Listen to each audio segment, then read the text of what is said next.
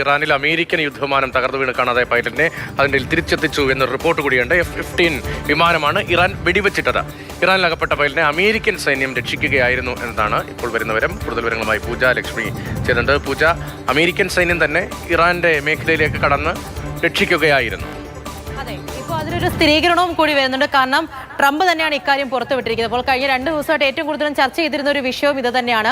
F-15 വിമാനം അത് Iran തകർത്തു എന്നും ഇറാന്റെ അവകാശവാദം ഉണ്ടായിരുന്നു. അപ്പോൾ അതിൽ നിന്നും 2 പേരായിരുന്നു ഉണ്ടായിരുന്നത്. ഒരാളെ രക്ഷിച്ച് സുരക്ഷിത സ്ഥാനത്തേക്ക് മാറ്റി എന്നുള്ള റിപ്പോർട്ടുകൾ ഉണ്ടായിരുന്നു. അതിന് പിന്നാലെയാണ് ഈ രണ്ടാമത്തെ പൈലറ്റിന് വേണ്ടിയിട്ടുള്ള ഒരു തിരച്ചിൽ കൂടി വ്യാപകമായി തന്നെ നടന്നത്. അതിന് യുഎസിൻ്റെതായിട്ടുള്ള വലിയ വിന്യാസം തന്നെ ഉണ്ടായിരുന്നു. ഇപ്പോൾ അതിലൊരു സ്ഥിരീകരണം അത് US പ്രസിഡന്റിന്റെ ഭാഗത്ത് നിന്നും തന്നെ വരികയാണ്. ഞങ്ങൾ രക്ഷിച്ചിരിക്കുന്നു എന്നാണ് പറയുന്നത്.